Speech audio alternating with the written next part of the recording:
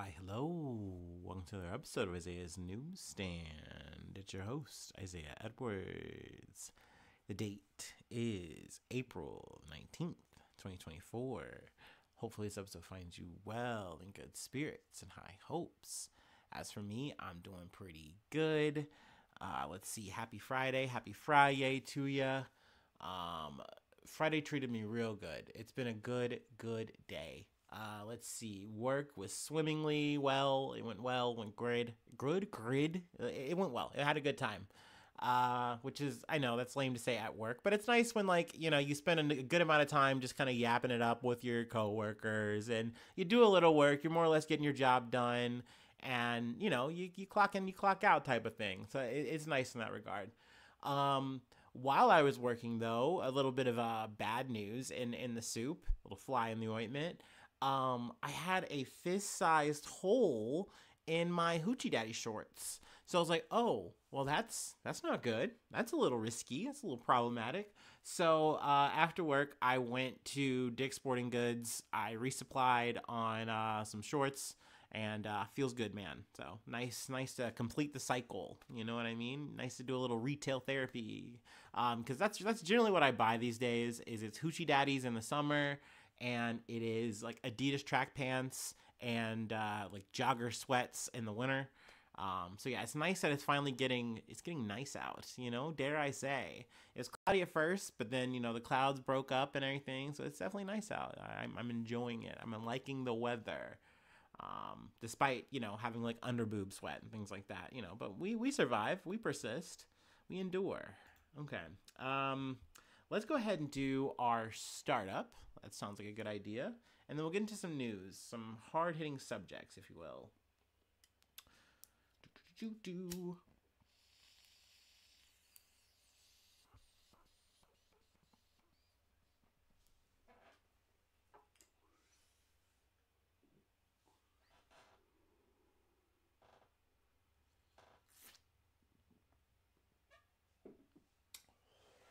Ooh. All right. Start off with article from CBS News. Israel strikes Iran with a missile, U.S. officials say, as Tehran downplays Netanyahu's apparent retaliation. So Israel strikes back. Two U.S. officials told CBS News on Thursday night that an Israeli missile had struck Iran. The strike came less than a week after Iran's unprecedented retaliatory drone and missile attack on Israel, to which Prime Minister Benjamin Netanyahu had vowed to respond. The U.S. officials did not provide any information about the location or extent of the Israeli strike, and the Israel Defense Forces would not comment on the attack when asked by CBS News. Iran's state-run IRNA news agency said air defense batteries fired across several provinces, but it did not elaborate on why the batteries had fired. Iranians did report hearing the sound of explosions in several locations, but there was no urgent meeting called of Iran's ruling High National Council, said state television said, and it appeared the Iranian government was trying to downplay the impact of the Israeli attack. So something that talking about silver linings is I'm glad that this tit for tat that is going on, even though in a lot of ways it does feel like they try to word it like, oh well, Israel was attacked, so they're gonna attack back, and it's like, yeah, but Israel hit a whole embassy. Like, we've talked about that, and they do talk about they do reference it. This is even keeled in this article, and I'm glad I kind of picked it for that. But they essentially, let me just keep reading a little bit more. I kind of already got in the weeds here. State media and Iranian sources speaking with various news outlets mentioned only small drones flying around a couple of sites in the country without any reference to a missile strike. There's no immediate reports of damage. So I'm pretty sure it was a mix of both. Like, there was a missile strike and there was drones. Also, this took place in not just Iran. It took place in other areas as well. I have it highlighted. Let me see if I can go find it. Around that time, the sound of explosions were heard in Iran. Syria's state-run Sana news agency cited a military official as saying Israel had carried out a missile strike targeting an air defense unit in the country's south, causing material damage. Oh yeah, now I remember my point. I am glad that the silver lining here is that this was a tit for tat response. It was proportional. They did, like, there were so many things that I was hearing that was on the table for Israel here, and they're like, look, we are gonna retaliate, okay? We don't care what any of our allies are saying to chill out or whatever. We are going to do something. That's for sure. We're in a tough neighborhood, and I hate that fucking mentality, by the way. Like, that doesn't justify doing the shit that y'all are doing, but okay. So they're like, okay, we're gonna do something, and thank God that this was a proportional response. You know what I mean? That they hit military bases with more or less equal force to say, hey, we can hit you guys back. And also something that is important to mention, and kind of going back to the Iran thing. Sorry, I'm kind of getting myself back in here. It's the first article. Where they hit was near where they're doing like nuclear, testing, enriching, all this kind of shit, nuclear facility, which is a whole fucking thing, getting into the whole, Iran doing nukes. Oh, that's a bad thing because they're not our allies, so they're the bad guys. Even though it's like, dude, everyone should have a nuke at this point. If one peaceful nation's gonna have a nuke, then guess what? Everyone should have a nuke. Like, it just the logic to me doesn't make sense otherwise. And you can try to villainize the people who are trying to do it, but like, you have it, so like, why shouldn't they? It never makes sense. Well, they're gonna use it for bad. They're gonna use it for ill. We just know it. Do you? Do you think that they're crazy? Because everyone knows what happens when you use a nuke. That's why everyone wants a nuke, so that people stop fucking with them. But that's a whole other conversation. I know I'm in the weeds, but I am glad that this was a proportional thing, at least. If this is going to be a tit for tat, I hope that there isn't more. But I know I have more to read. Sorry, I'm kind of undoing the Gordian knot that is my brain right now. Meanwhile, in Iraq, where a number of Iranian-backed militias are based, residents of Baghdad reported hearing explosion sounds, but the source of the noises wasn't immediately clear. So yeah, and then they kind of go into a recap of, what happened. Also, there's a mention of, what's his name? Yeah, Itamar Ben-Gvir, our fucking favorite. Ooh, I would throw this man into the Tomato Town gulag. One of the most hardline members of Netanyahu's cabinet, however, far-right politician and current national security minister Itamar Ben-Gvir posted a one-word message on social media as news of the strike on Iran emerged, saying simply lame. More or less saying that they aren't doing enough, that they should have, like, glassed Iran for even trying to hit them, like, for hitting them. Like, you know what I mean? Like, oh, it's not enough. Like, we should be leveling them. And it's like, dude, like, what are you doing? Like, guys like this are like, no, I want to kill everyone that's not us. I just want to level everything. Fuck this. I'm going to take this tough neighborhood and I'm going to gentrify it. Like, that's essentially this guy's logic. At least how I've been interpreting it, looking at this guy's lore. Not a fan. Boo that man. Fuck that shit. And yeah, we can go ahead and move on. I mean, it's kind of part 2 of the conversation I wanted to talk about. But from CNN, U.S. slaps new sanctions on Iran's drone program as Israel considers response to weekend attack. This article and the sanctions and everything happened before Israel made their move on Thursday night. But I just wanted to just talk about it briefly. The United States slapped new sanctions Thursday on 16 people and 2 entities associated with Iran's drone program as it looks to punish Tehran for last weekend's attack on Israel.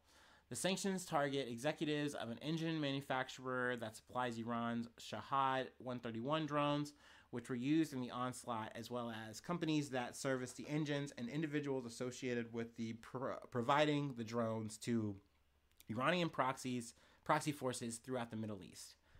I just wanted to kind of say this, I guess, for more or less 1 or 2 things. One, to once again talk about how stupid I think sanctions are in the long run, how they don't do anything, that this is one of the things that just has a bad negative trickle down, and more or less that a nation state just gets to use and say, see, look at how we're being oppressed by these Western forces. Like, just because we're trying to survive and exist, and, you should just blah, blah, blah. Just accept that the West is terrible. Which, I mean, it's kind of true.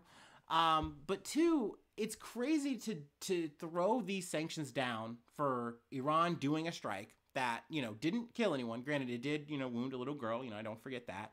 But at the same time, Israel then goes and does what happens Thursday, and it's fine. Yeah, no, that's you guys defending yourself. We weren't involved. The U.S. had to make sure, I didn't mention that, but the U.S. definitely mentions, hey, we weren't involved. We gave intelligence. We helped out in that regard. That's how we know. That's how we have these officials to leak this information. But we weren't involved. Our hands weren't on the lethal aid or anything, okay? Promise. But we just helped out in that way. But that being said, is Israel going to face any consequences? Are they going to get any sanctions for this action that could potentially make things worse in the Middle East?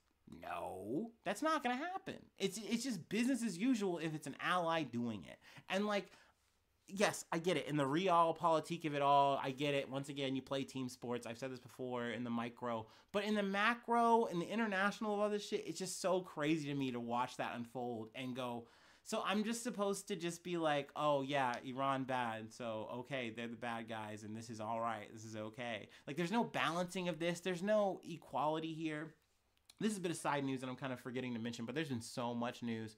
Meanwhile, in the UN, they denied Palestinians membership, which I thought was fucking swell. And guess who was the nay-saying vote, the negative no vote? It was the U.S., of course. Spoilers alert. There was 2 abstaining. I don't remember. This is kind of offhand news, and I'm just remembering to kind of put up and out here. But it's just so heartbreaking to know that it's like, oh, yeah, it's the country that I live in that is just like, yeah, no, we just don't think that's a good idea for, vague, opaque reasons, a.k.a. we know Israel doesn't want that, so we don't want that. And it's like, what is happening here? When you hear the word ally, you think, oh, these are our good guys. We're the good guys. And then you think the adversary, you go, oh, those are bad guys. But it's just, no. It just feels like everybody's bad guy. Feels so bad, It's a real fucking bummer. And I know I do not illustrate these things well, eloquently. But God damn it, I do my best. But yeah, we'll call this talked about. Let's move out of the Middle East. Let's go to Kenya. We got actually a Kenya. This isn't an update, actually. This is some new news, but sadly, it's another helicopter incident. If it's not a Boeing, it's probably a helicopter I'm about to be talking about. From Al Jazeera, Kenya's military chief among 10 people killed in helicopter crash. Kenya's military chief has died in a helicopter crash in the country's northwest. President William Ruto says General Francis Ogolla and 9 other people were killed in a crash at 2:20 p.m. on Thursday in Ogolla, Marakwet County, about 400 kilometers or 250 miles northwest of the capital, Nairobi.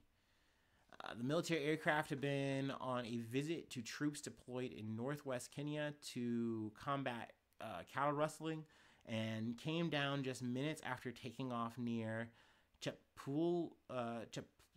cannot pronounce this well, Cheptulo Boys Secondary School in West Pokot County. It was not immediately clear what caused the crash. 2 soldiers survived the crash and were in the hospital, the president said, adding that an air investigation team had been sent to find out the cause of the incident. Let's see. Ogolla was previously the head of the Kenyan Air Force before rising to deputy military chief and then being promoted by Ruto last year to head the military. They go a bit into his bio.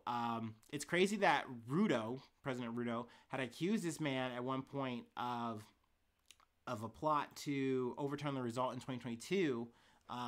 But he said this guy was still the best qualified guy for the job. And that to me, this sounds like something out of an 80s, I don't know, action movie or something. That's the kind of general, I guess, you would want to see on the scene. But I mean, regardless of whether this guy's good guy, bad guy, whatever, I don't really fucking know. But, it's a shame. It's unfortunate that he and others died in a helicopter incident like this. Once again, just further cementing the logic for me that I will never, ever get on a goddamn helicopter. A plane, sure. I think I'm not pro Boeing, but hey, it is what it is. I'm gonna hop on a plane if I ever have to get on one again. But you're not getting me on a helicopter. There's no reason, unless it's for my life. If I'm getting air helicoptered away, then sure, I'll roll the dice. And if it's just bad luck on my day, then it's just bad luck. But I'm not gonna ever be a guy who's gonna do a fun little thing on a helicopter. You just never. No, I'm not skydiving. I'm not helicoptering. You're just not catching me doing those kind of things. All right. Let's see here. Let's move on to the next beat. It's a bit unfortunate. So, trigger warning in terms of death. And, I mean, why am I saying a trigger warning now? There's literally just been death. We've already talked about a helicopter crash. Anyway, it doesn't get better. USA Today. A conspiracy theorist set himself on fire outside of Donald Trump's hush money trial. Cops. A Florida man set himself on fire Friday outside the downtown Manhattan courthouse where Donald Trump is on trial for 34 counts of falsifying business records, according to officials. Officials said Maxwell Azzarello from St. Augustine, Florida, walked into the park across from the courthouse, threw the pamphlets down, and lit himself on fire. Police and fire department were called to the scene shortly after 1:30 p.m. Bystanders tried to help put out the fire with their coats and a fire extinguisher. Azzarello was transported to the NY Presbyterian Cornell Hospital burn unit where he is in critical condition. There is no further threat to public safety, police said. NYPD Chief of Detectives Joseph E. Kinney said police believe Azzarello came to New York from Florida sometime after April 13th, but his family did not know he was there. Kinney also called the man a conspiracy theorist based on the pamphlets he dropped and something posted online in relation to the incident.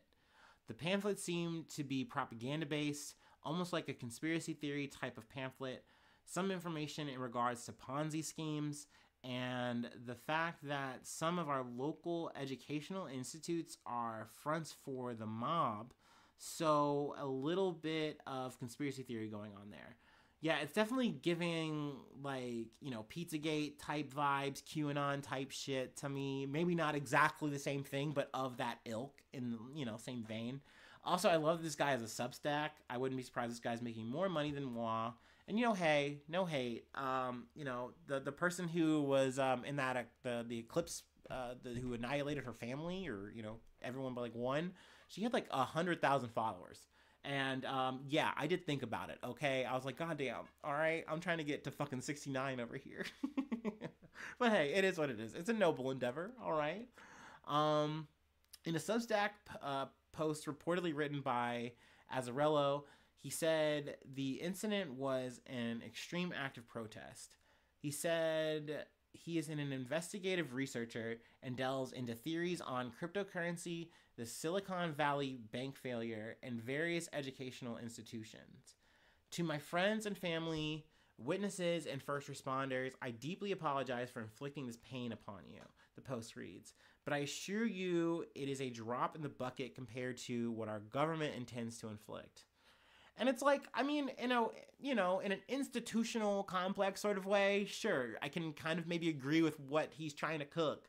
But it's like, no, man, I don't want to buy into this shit, man. I'm not trying to cook onto this shit. And I don't think doing this shit for the attention is right. And it's like, well, maybe you could be like, well, isn't this the same thing as the other story you covered before? And I'm like, no, it's just not. It's not to me. The motives and intentions are just simply different, and I think that definitely plays a big factor. That being said, no matter what, both stories are definitely very unfortunate and very sad, and I definitely wish they didn't happen because they didn't have to happen. You know what I mean? So it is a bummer to talk about. I don't want to be too light about it, too jokey. I feel like there's only so much levity you can add, you know what I mean? And it is unfortunate. But the fact that this did happen in front of Trump's trial was very, he did land on that, I guess, he got the attention I guess he was looking for. But speaking of Trump, the jury has been pulled. I think they have the 12 plus 6. That's been a whole thing. I don't want to get into it. Like I said, the goal of the Trump trial for me is not to give you guys the blow for blow. There are literally multiple podcasts sprouting up just to do that, and I'm not even listening to them. So you know what I mean? I dabble every once in a little bit, if I'm bored. But yeah, I'll try to give you the broad strokes. So there's a jury. It's already messy. Trust me, no surprise. But I mean, yeah, Trump in New York. Anyway, let's move on to our last and final beat. I was initially gonna do the immolation thing last, and I was like, that's such a bummer. Let's talk about a volcano. So yeah, that's where we're gonna end it. But let me go ahead and do my last break, and we'll take this train to station.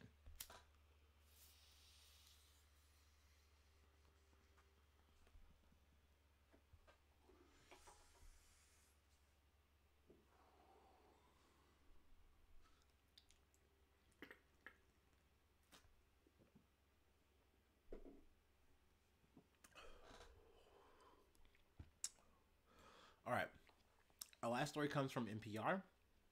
Indonesians leave homes near erupting volcano and airport closes due to ash danger. Indonesian authorities closed an airport and residents left homes near an erupting volcano Thursday due to the dangers of spreading ash, falling rocks, hot volcanic clouds, and the possibility of a tsunami. Mount Ruang, on the northern side of Sulawesi Island, had at least 5 large eruptions Wednesday, causing the Center for Volcanology and Geological Disaster Mitigation to issue its highest level alert, indicating an active eruption. The crater emitted white-gray smoke continuously during the day Thursday, reaching more than 500 meters, or 1,640 feet above the peak.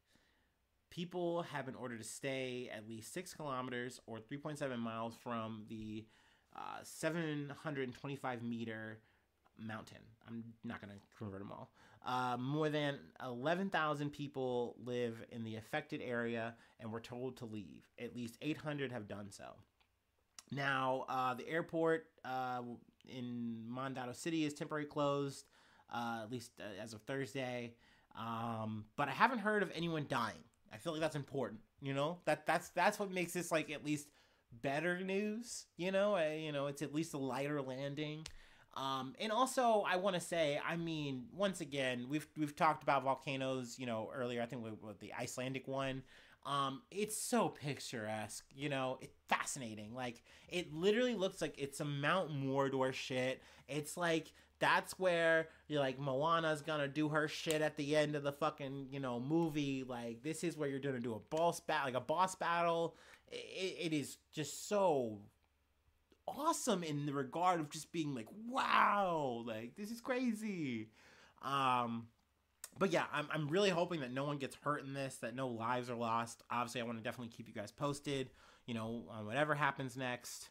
But, I really hadn't heard much about the other thing in Iceland, so I kind of imagine that went without a hitch, right? Hopefully, knock on wood. But yeah, I think that's where we'll leave it, didn't start strong, but we'll say we finished strong, maybe, huh? Anyway, if you'd like to help out, support the effort, become a newsie today, patreon.com/Isaiah News, patreon.com/Isaiah News. I'll say it correctly. There you go. Isaiah News 1@gmail.com. That's a free way to hit me up. And then let's see, feel free to follow me or the podcast on any of the socials.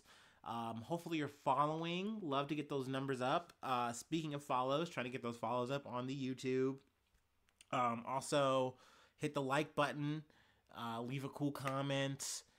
Sharing is caring. It can be fun. You should try it. Or not. It's okay. I mean, truly, just listening, even if you just coast through the episode and, like, you don't even finish it. You don't even get to the part where I'm yapping here. You've done me a service. You've given me a joy, a jolly, if you will. And I really appreciate that wholeheartedly. I hope you're having an amazing Friday, or whenever you're listening to this. I hope you get that energy. I hope it carries to you. And hopefully I see you soon for some more good news. I love you. Bye-bye. Mwah.